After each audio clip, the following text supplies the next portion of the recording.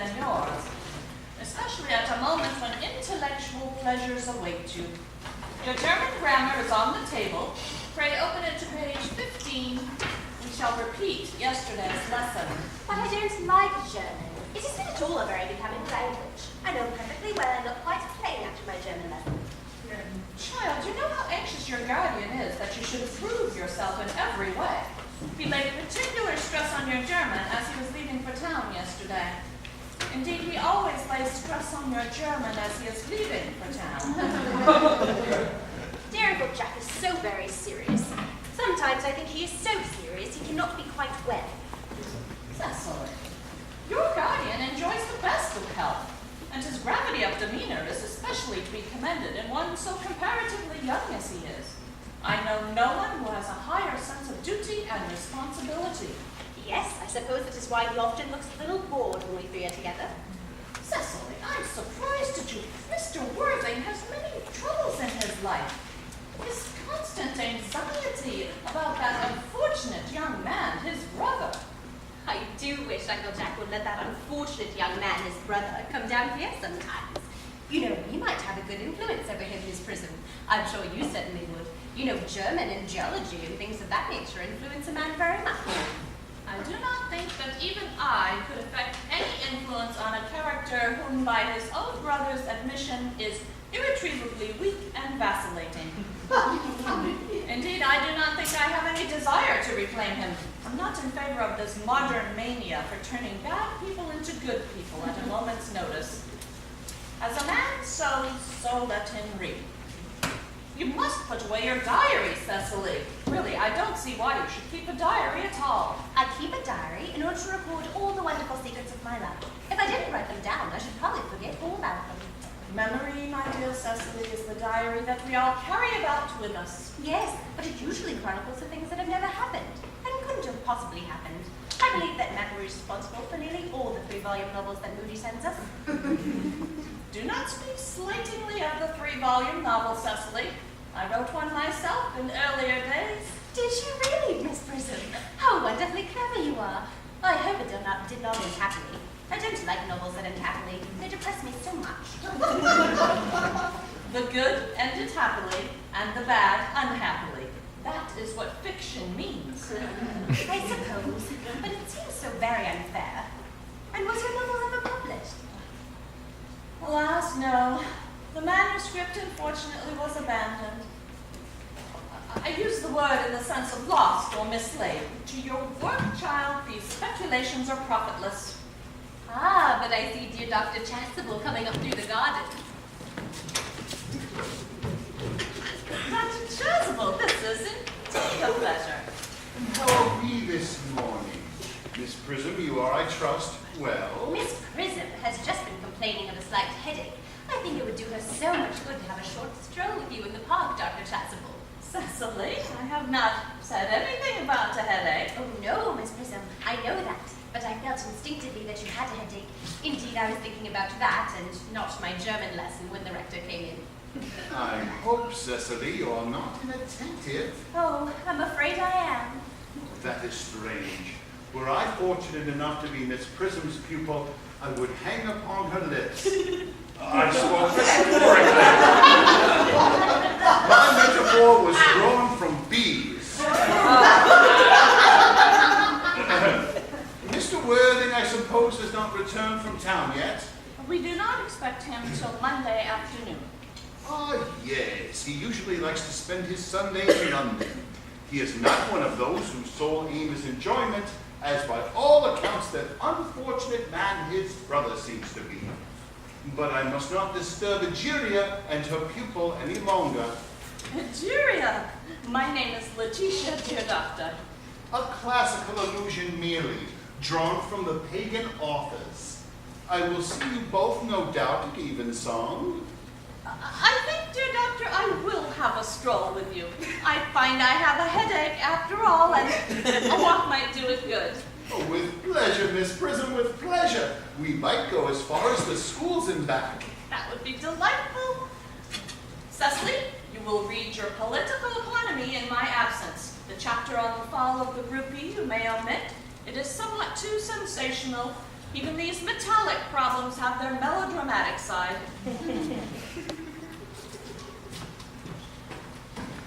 Horrid political economy, horrid geography, horrid Germany. Mr. Ernest Worthing has just driven over from the station.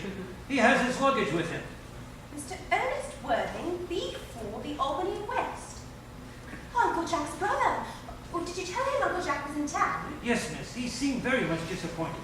I mentioned that you and Miss Prism were in the garden. He seemed very anxious to speak to you privately for a moment. Ask Mr. Ernest Worthing to come out here. And I suppose you'd better speak to the housekeeper about a room for him. Yes, miss. I have never really met any wicked person before. I feel rather frightened. I'm so afraid he'll look just like everyone else. He does. You're my little cousin Cecily, I'm sure. You were under some strange mistake. I am not little. In fact, I believe I'm more than usually tall for my age. But I am your cousin Cecily, and you, I see from your card, are my Uncle Jack's brother, my cousin Ernest. My wicked cousin Ernest. Oh, I am not really wicked at all, cousin Cecily. You mustn't think that I am wicked. Well, if you are not, then you've certainly been deceiving us all in a most inexcusable manner. I certainly hope you've not been leading a double life, pretending to be wicked and being really good all along. That would be hypocrisy. Oh, of course, I have been rather reckless. I'm glad to hear it. In fact, now you mention the subject, I have been very bad, in my own small way. I don't think you should be so proud of that, though I'm sure it must have been very pleasant. Which is much pleasanter being here with you. I don't understand how you're here at all. Uncle Jack won't be back till Monday afternoon. Well, that is a great disappointment. I have a business appointment in London that I'm anxious to miss. Couldn't you miss it anywhere but in London? No, the appointment is in London. I know, of course, how important it is not to keep a business engagement, if anyone wants to retain any of the sense of beauty in life. But still, I think you had better wait till Uncle Jack arrives. I know he wants to speak to you about your immigrating.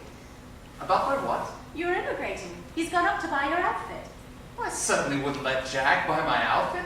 He has no taste in neckties at all. Well, I don't think you'll be requiring neckties. Uncle Jack is sending you to Australia. Australia? I'd sooner die. Well, he said at dinner on Wednesday night that you would have to choose between this world, the next world, and Australia. Well, the accounts I've received of Australia and the next world are not particularly encouraging. This world is good enough for me, cousin Cecily. Yes, but are you good enough for it? Oh, I'm afraid I'm not that. That is why I want you to reform me. You might make that your mission, if you don't mind, cousin Cecily. I'm afraid I've no time this afternoon. Well, would you mind my reforming myself this afternoon? It is rather quixotic of you, but I think you should try. I will. I feel better already. You're looking a little worse. That is because I'm hungry. How thoughtless of me. I should have remembered that when one is going to lead an entirely new life, one requires regular and wholesome meals. Won't you come in? Thank you. Might I have a buttonhole first? Well, I never have any appetite unless I have a buttonhole first. A marriage chandelier? No, I'd sooner have a pink rose. Why? Because you are like a pink rose, cousin Cecily. Oh, I don't think you should talk to me like that. Miss Prism never says such things to me. Then Miss Prism is a short-sighted old lady.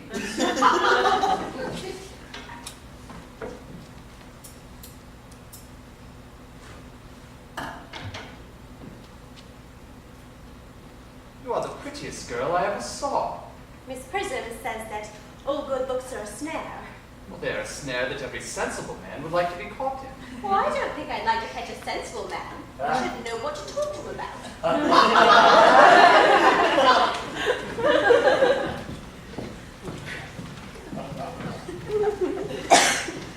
You are too much alone, dear Dr. Chasuble. You should get married. A misanthrope I can understand. A womanthrope never. Well, believe me, I do not deserve so neologistic a phrase. The practice, as well as the practice also, of the primitive church was distinctly against matrimony. Well, that is obviously the reason why the primitive church hasn't lasted up to the present day.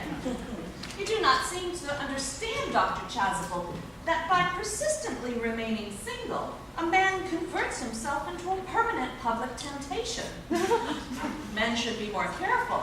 This very celibacy leads weaker vessels astray. But is a man not equally attractive when married? No married man is ever attractive except to his wife. And often I've been told, not even to her.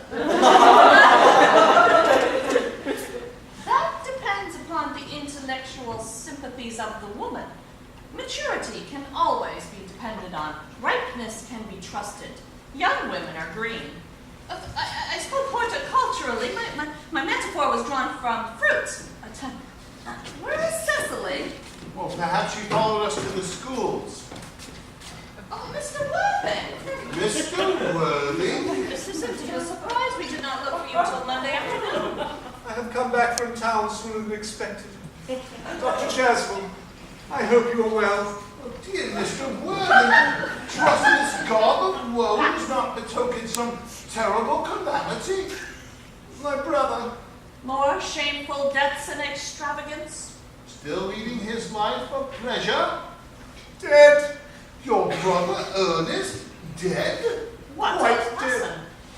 I trust you will profit by it. Mr. Worthing, I offer you my sincere condolence. You have at least the consolation of knowing that you always were the most generous and forgiving of brothers. Poor Ernest. He had many faults, but it is a sad, sad blow. Very sad indeed. Were you with him at the end? No. He died abroad. In Paris, in fact. I had a telegram from the manager of the Grand Hotel. Was the cause of death mentioned? A severe chill, it seems. As a man sows, so shall he reap. Well, charity, dear Miss Prism, charity. None of us are perfect. I myself am peculiarly susceptible to drafts. Will the interment take place here? No. He seems to have expressed a desire to be buried in Paris. In Paris? I hardly think that points to any very serious state of mind at the last. You would no doubt wish me to make some slight allusion to this tragic domestic affliction next Sunday. My sermon of the meaning of the manna in the wilderness can be adapted to almost any occasion. Joyful, or as in the present case, distressing. I have preached it at harvest celebrations, christenings, confirmations, on days of humiliation, and on festal days. The last time I delivered it was at the cathedral, as a charity sermon on behalf of the Society for the Prevention of Discontent among the Upper Orders. The bishop who was present was much struck by some of the analogies I drew. That reminds me. Dr. Chasuble, you mentioned christenings, I think? I suppose you know how to christen all right. I mean, of course, you are continually christening, aren't you? It is, I regret to say, one of the rector's most constant duties in this parish. I have often spoken to the poorer classes on the subject, but they don't seem to know what thrift is. But is there any particular infant in whom you are interested, Mr. Worthing? Your brother was unmarried, was he not? Oh, yes. People who live entirely for pleasure usually are. Not for any child, dear Doctor. I'm very fond of children, you know. I was thinking I might like to be christened myself this afternoon, if you have time. But surely, Mr. Worthing, you have been christened already. I don't remember anything about it. But have you any grave doubts on the subject? I certainly intend to have. Of course, I don't know whether the thing would bother you in any way, or if you think I might be a little too old or anything. Oh, not at all. The sprinkling and indeed the immersion of adults is a perfectly canonical practice. Immersion? You need have no apprehensions. Sprinkling is all that is necessary, or indeed I think advisable. Our weather's so changeable. At what hour would you like the ceremony performed? I thought I might trot round about 5 if that would suit you. Well, perfectly, perfectly. In fact, I have two similar ceremonies to perform at the same time. A pair of twins that occurred recently in one of the outlying cottages on your own estate. Poor Jenkins the Carter, a most hard-working man. I don't think it would be much fun to be christened with other babies. It would be childish. 5:30, do? Oh, perfectly. Perfectly. And now, Mr. Worthing, I will intrude into a house of sorrow no longer. I would merely beg that you be not too much bowed down by grief. What seems to us to be bitter trials are often blessings in disguise. This seems to be a blessing of an extremely obvious kind. Uncle Jack! I'm so pleased to see you home. What horrid clothes you have on. Did you want to change them? Cecily! My child, my child. Uncle Jack, what's the matter? You look as if you had a toothache. I got such a surprise for you. What do you think is in the dining room? Your brother. Who? Your brother Ernest. He arrived about half an hour ago. Nonsense. I don't have a brother. Oh, don't say that. However badly he might have behaved to you in the past, he is still your brother, and you wouldn't be so heartless as to disown him. I'll tell him to come out, and you will shake hands with him, won't you, Uncle Jack? These are very joyful tidings. After we'd all been resigned to his loss, his sudden return seems to me peculiarly distressing. My brother is in the dining room. I don't know what it all means. I think it is perfectly absurd. Good heavens! Brother John, I have come down from town to tell you how very sorry I am for all the trouble I've given you, and that I intend to lead a better life in the future. Uncle Jack, you're not going to refuse your own brother's hand. I shall never take his hand. I think he's coming down here disgraceful. He knows perfectly well why. Uncle Jack, do be nice. There is some good in everyone. Oh, Ernest has been telling me that his poor invalid friend, Mr. Bunbury, whom he goes to visit so often. And surely there must be some good in one who is kind to an invalid and leaves the pleasures of London to sit by a bed of pain. Oh, he's been talking to you about Bunbury, has he? Oh, yes. He's told me all about poor Mr. Bunbury and his terrible state of health. Bunbury. But I won't have him talking to you about Bunbury or anything else. It's enough to drive one perfectly frantic. Of course, I admit that the faults were all on my side, but I must say that I think that Brother John's coldness to me is peculiarly painful. I expected a more enthusiastic welcome, especially considering it's the first time I have come here. Uncle Jack, if you do not shake hands with Ernest, I will never forgive you. Never forgive me? Never, never, never. Well, that's the last time I shall ever do it. It is pleasant, is it not, to see so perfect a reconciliation? I think we might leave the two brothers together. Cecily, you will come with us. Certainly, Miss Prism. My little task of reconciliation is over. You have done a beautiful action today, dear child. We must not be premature in our judgments. I feel very happy.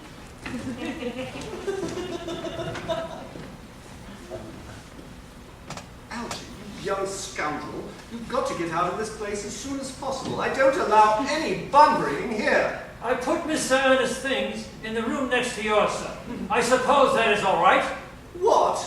His luggage, sir. I unpacked it and put it in the room next to your own. His luggage? Yes, sir. 3 portmanteaus, a dressing case, 2 hat boxes, and a large luncheon basket. I'm afraid I can't stay more than a week this time.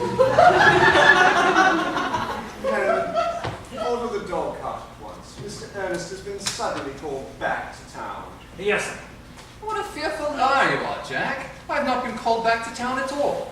Yes, you have. I haven't heard anyone call me. Your duty as a gentleman calls you. My duty as a gentleman has never interfered with my pleasures in the smallest degree. I can quite understand that. Well, Cecily is a darling. You are not to talk of Miss Cardew like that. I don't like it. Well, I don't like your clothes. You look perfectly ridiculous in them. Why on earth don't you go up and change? It is perfectly childish to be in deep mourning for a man who's actually staying for a whole week with you in your house as a guest. You're not staying with me for a whole week as a guest or anything else. You have got to leave, and by the 4:05 train. I won't leave you so long as you were in mourning. It would be most unfriendly. If I were in mourning, you would stay with me, I suppose. I should think it very unkind if you didn't. Well, will you go if I change my clothes? Yes, if you're not too long. I never saw anyone take so long to dress, and with such little result. It is better than being always overdressed as you are. If I am occasionally a little overdressed, I make up for it by being always immensely overeducated. Your vanity is ridiculous. Your conduct an outrage, and your presence in my garden utterly absurd. But you have got to catch the 4:05, and I wish you a very pleasant journey back to town. This bunburying, as you call it, has not been a great success for you. Well, I think it has been a great success. I am in love with Cecily, and that is everything. But I must see her before I go and make arrangements for another Bunbury. Ah, there she is. I merely came back to water the roses. I thought you were with Uncle Jack. He's gone to order the dog home for me. Oh, he's going to take you for a nice drive. He's going to send me away. Then we've got to part. I'm afraid so. It's a very painful parting. Oh, it is always very painful to part from people whom one has known for a very brief space of time. The absence of old friends one can endure with equanimity, but even a momentary separation from anyone whom one has just been introduced is almost unbearable. Thank you. The dog cart is at the door, sir. It can wait, Merriman, for 5 minutes. Yes, sir. Cecily, I hope I shall not offend you in any way if I state quite frankly and openly that you seem to me to be in every way the visible personification of absolute perfection. I think your frankness does you great credit, Earnest. Or if you allow me, I'll copy your remarks into my diary. Do you really keep a diary? Oh, I'd give anything to look at it, may I? Oh, no. You see, it's very simply a young girl's record of her own thoughts and impressions, and consequently meant for publication. But it appears in volume form. I do hope you order a copy. But pray, Earnest, do not stop. I delight in taking down from dictation. I have reached absolute perfection. Oh, do go on. I'm quite ready for more. Oh, don't cough, Earnest. When one is dictating, one should speak fluently, and not cough. Besides, I don't know how to spell a cough.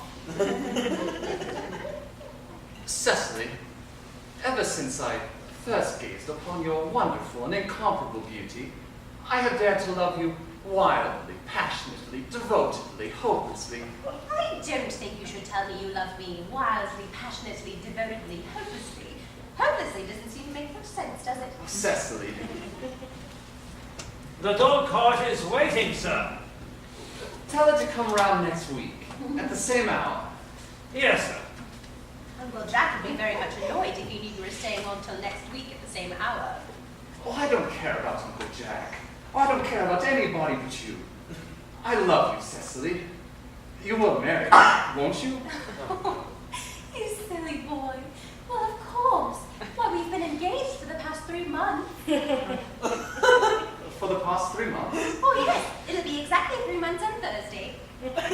But how did we become engaged? Well, ever since Uncle Jack first confessed to us that he had a younger brother who was very wicked and bad, you, of course, have formed the chief topic of conversation between myself and Miss Prism. And, of course, a man who is much talked about is always very attractive. Well, one feels there must be something in him after all. I dare say it was foolish of me, but I fell in love with you, Ernest. Darling. And when was the engagement actually settled? On February the 14th last. Worn out to your entire ignorance of my existence, I was determined to end the matter one way or the other. And after a long struggle with myself, I accepted you. Your old tree here. And the next day I put this little ring in your name, and this the bangle with the true love promised you always to wear. Well, did I give you this? Oh, it's very pretty, isn't it? Oh, yes. You've wonderfully good taste, Ernest. It's the excuse I've always given you for leading such a bad life. And this is the box in which I kept all your dear letters. My letters? But my own sweet Cecily, I have never written you any letters. You need hardly remind me of that, Ernest. I remember only too well that I was forced to write your letters for you. Sometimes oftener. Oh, do let me read them, Cecily. Oh, no. They'd make you far too conceited. The 3 that you wrote to me after I broke off the engagement were so beautiful and so badly spelled that even now I can hardly read them without crying a little. Was our engagement ever broken off? Oh, yes. On the 22nd of last March. You can see the entry if you like. Today I broke off my engagement with Earnest. I feel it is better to do so. The weather still continues charming. But Cecily, why on earth did you break it off? What had I done? I had done nothing at all, Cousin Cecily. I am very much hurt indeed to hear that you broke it off, particularly when the weather was so good. Well, it would have hardly been considered a serious engagement if it hadn't been broken off at least once. But I forgave you before the week was out. What a perfect angel you are, Cecily. You dear romantic boy. Oh, I like your hair so much. I hope it looks naturally. Yes, darling. With a little help from others. I am so glad. You'll never break off our engagement again. Oh, no.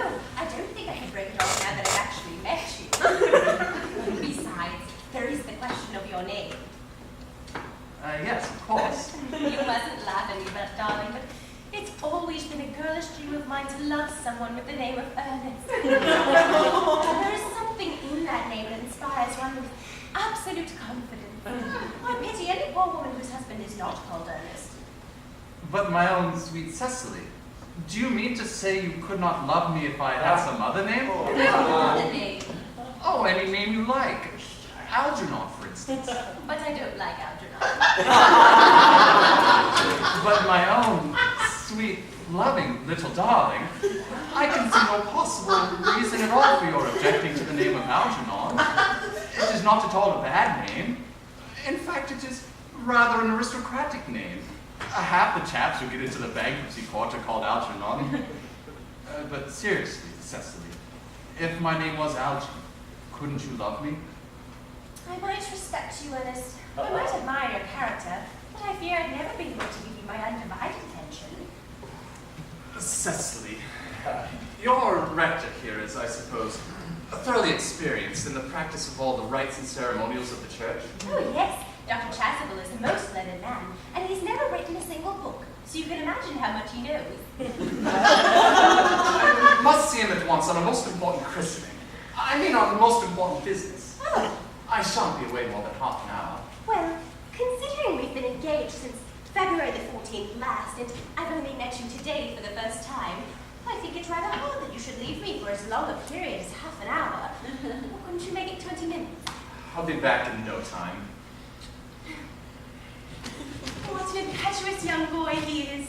Oh, I like his hair so much. I must enter his proposal in my diary.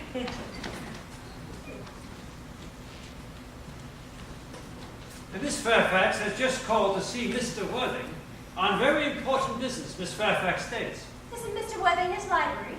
Mr. Worthing went over in the direction of the rectory some time ago. Pray, ask the lady to come out here. I'm sure Uncle Jack will be back soon, and you can bring tea. Yes, miss. Miss Fairfax, probably one of the many good elderly women associated with Uncle Jack and some of his philanthropic work in London. I don't much like women who are interested in philanthropic work. I think you're just so forward with them. Miss Fairfax. Pray, let me introduce myself to you. I am Cecily Cardew. Cecily Cardew, what a very sweet name. Something tells me we are going to be great friends. I like you already more than I can say. My first impressions of people are never wrong. How sweet of you to like me so much after we've known each other such a brief space of time. Pray, sit down. I may call you Cecily, may I not? With pleasure. You always call me Gwendolen, won't you? If you wish. And that is all quite settled, is it not? I hope so.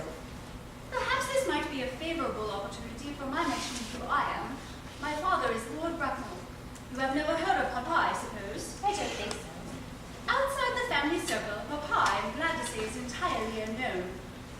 is quite as it should be. The home seems to me to be the proper sphere for the man, and certainly once a man begins to neglect his domestic duties, he becomes painfully effeminate, does he not? And I don't like that.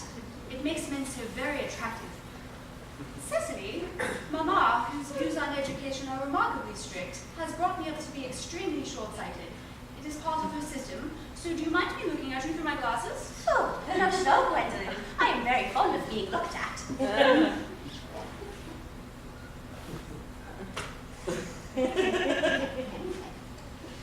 You are here on a short visit, I suppose? Oh, no, I live here. Really? Your mother, no doubt, or some female relative of advanced years resides here also? Oh, no, I have no mother, nor in fact any relations. Indeed. My dear guardian, with the assistance of Miss Prism, have the arduous task of looking after me. Your guardian? Yes, I am Mr. Worthing's ward. Oh, it is strange he never mentioned to me that he had a ward. How secretive of him. He grows more interesting hourly. I am not sure, however, that the news inspires me with feelings of unmixed delight. I am very fond of you, Cecily. I have liked you ever since I met you. But I am bound to state that now that I know that you are Mr. Worthing's ward, I cannot help expressing a wish you were, well, just a little older than you seem to be, and not quite so very alluring in appearance. In fact, if I may speak candidly, Oh, pray do. I think when anyone has anything unpleasant to say, one should always be quite candid. well, to speak with perfect candor, Cecily, I wish you were fully 42 and more than usually plain for your age. Ernest has a strong, upright nature. He is very soul of truth and honor. Disloyalty would be as impossible to him as deception. But even men of the noblest possible moral character are extremely susceptible to the influence of the physical charms of others. Modern, no less than ancient history provides us with many most painful examples of what I refer to. If it were not so, indeed, history would be quite unreadable. I beg your pardon, Gwendolen, but did you say Ernest? Yes. But it is not Mr. Ernest Worthing who is my guardian. It is his brother, his elder brother. Ernest never mentioned to me that he had a brother. Well, I'm sorry to say they have not been on good terms for quite some time. That accounts for it. And now that I think of it, I have never heard any man mention his brother. The subject seems distasteful to most men. Cecily, you have lifted a load from my mind. I was growing almost anxious. It would have been terrible if any cloud had come across a friendship like ours, would it not? Of course, you are quite sure it is not Mr. Ernest Worthing who is your guardian. Quite sure. In fact, I'm going to be his. I beg your pardon? Oh, I see no reason why I should make a secret of it to you. A little county newspaper is sure to chronicle the fact next week. Mr. Ernest Worthing and I are engaged to be married. My darling Cecily, I think there must be some slight error. Mr. Ernest Worthing is engaged to me. The announcement will appear in the Morning Post on Saturday at the latest. I'm afraid you must be under some misconception. Ernest proposed to me exactly 10 minutes ago.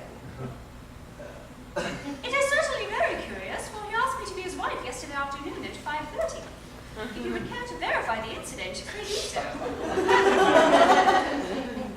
I never travel without my diary. One should always have something sensational to read in the train. I am so sorry if it is any slight disappointment to you, dear Cecily, but I'm afraid that I have the prior claim.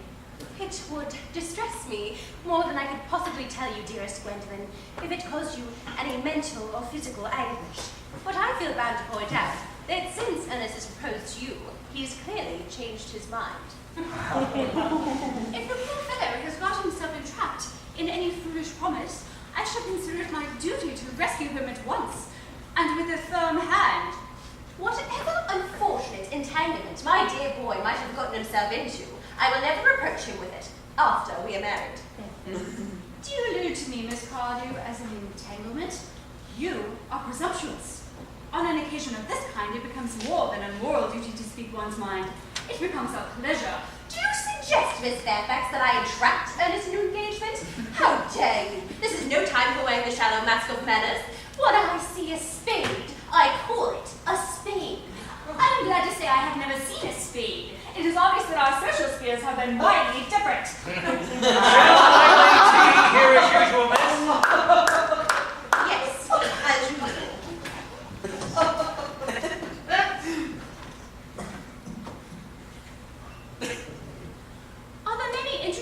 folks in the vicinity, Miss Cardew? Oh, yes, a great many. From one of the hills quite close, one can see 5 counties. 5 counties? I don't think I should like that. I hate crowds. I suppose that is why you live in town. Quite a well-kept garden this is, Miss Cardew. So glad you like it, Miss Fairfax. I had no idea there were any flowers in the country. Oh, flowers are as common here, Miss Fairfax, as people are in London.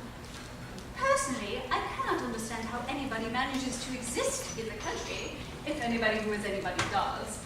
The country always bores me to death. Ah, this is what the newspapers are calling agricultural depression, is it not? I believe the aristocracy are suffering greatly from it at present.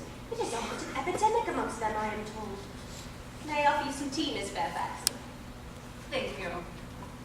Detest your girl. But I require tea. Sugar? No, thank you. Sugar is not fashionable anymore.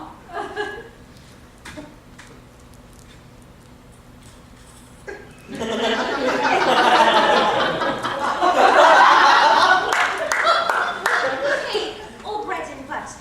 Bread and butter, please. Cake is rarely seen in the best houses nowadays.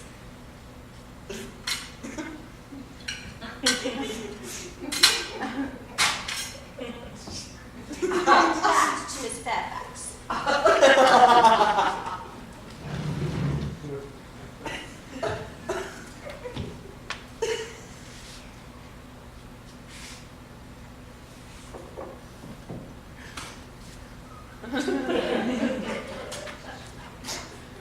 You have filled my tea with lumps of sugar, and though I asked most distinctly for bread and butter, you have given me cake.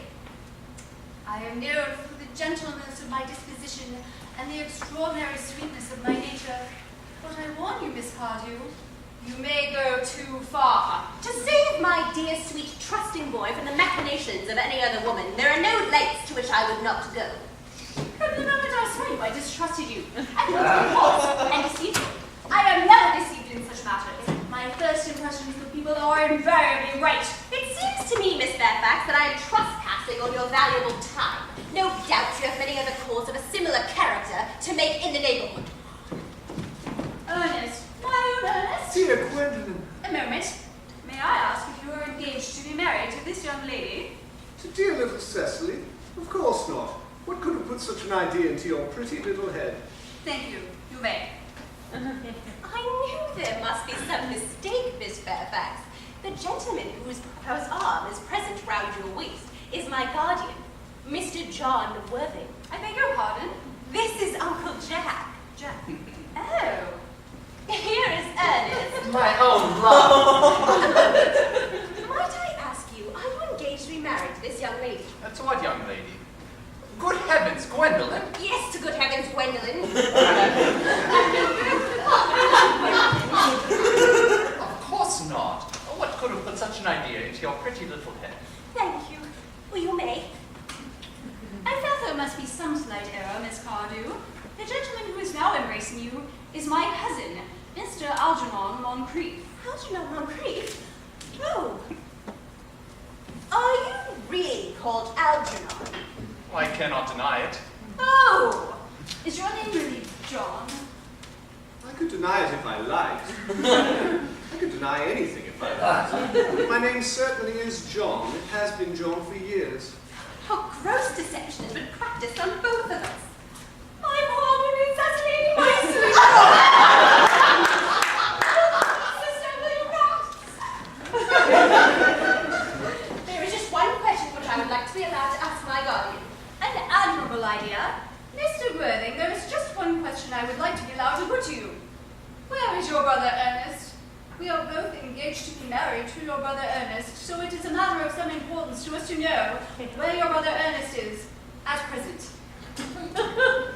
Gwendolen, Cecily, it is a very painful thing for me to be forced to speak the truth. It is the first time in my life I have been placed in such a painful position, and I'm afraid I'm really quite inexperienced at doing anything of the kind. But I must tell you quite frankly that I have no brother Earnest. I have no brother at all. I never have had a brother, and I certainly have not the smallest intention of ever having one in the future. No brother at all? None. Had you never a brother of any kind? Never. Not even of any kind. I'm afraid it is quite clear, Cecily, that neither of us is engaged to be married to anybody. Not a very pleasant situation for a young girl to suddenly find herself in, is it? Let us go into the house. They will hardly venture to go after us there. No, men are so cowardly, aren't they?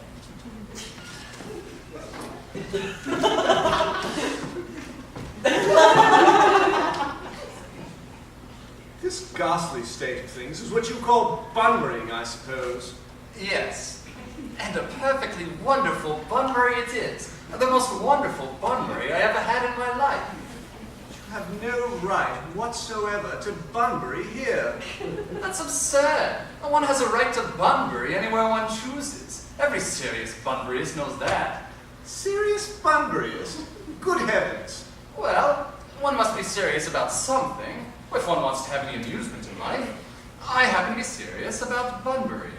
What on earth you're serious about, I haven't got the remotest idea. About everything, I should fancy. You have such an absolutely trivial nature. The only small satisfaction that I have in the whole of this wretched business is that your friend Bunbury is quite exploded. You won't be able to run down to the country so often as you used to do, dear Algie. And a very good thing, too. Well, your brother's a little off color, is he not, dear Jack?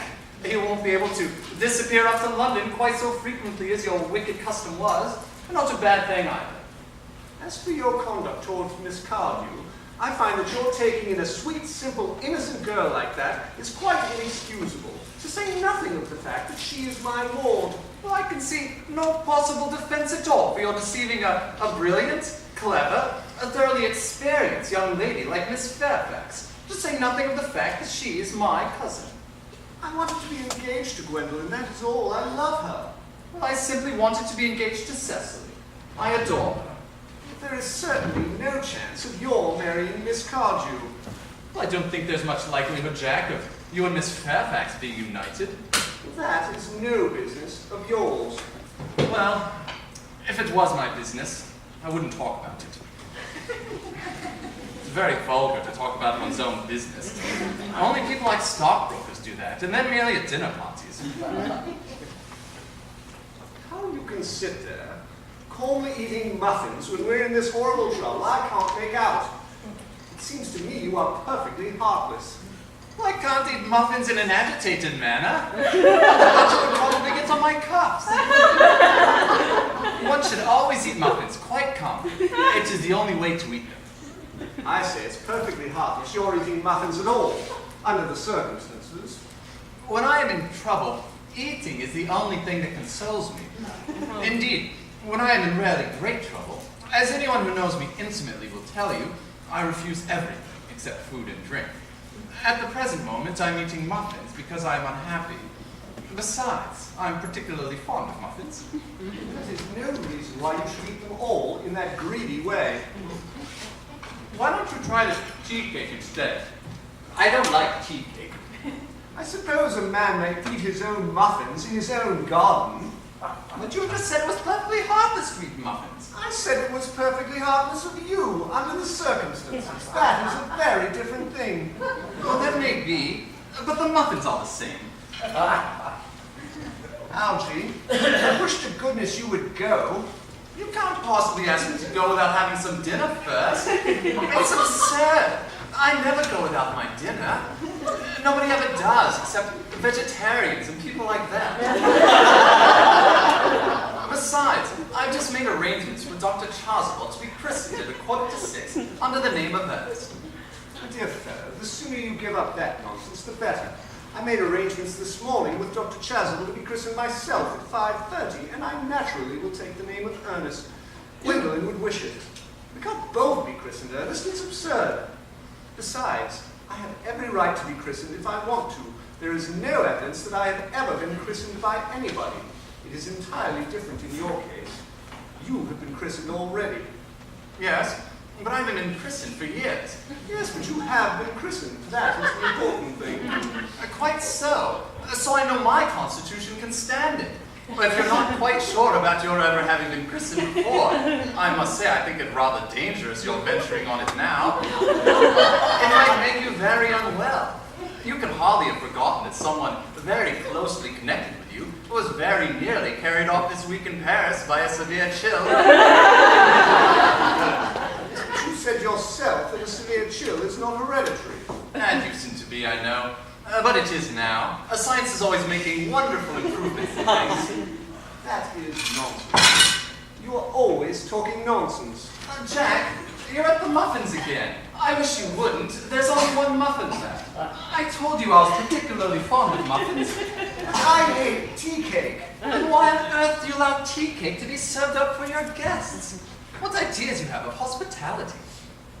Algernon, I don't want you here. I already told you to go. Why don't you go? I haven't quite finished my tea yet. Besides, there's still one muffin left.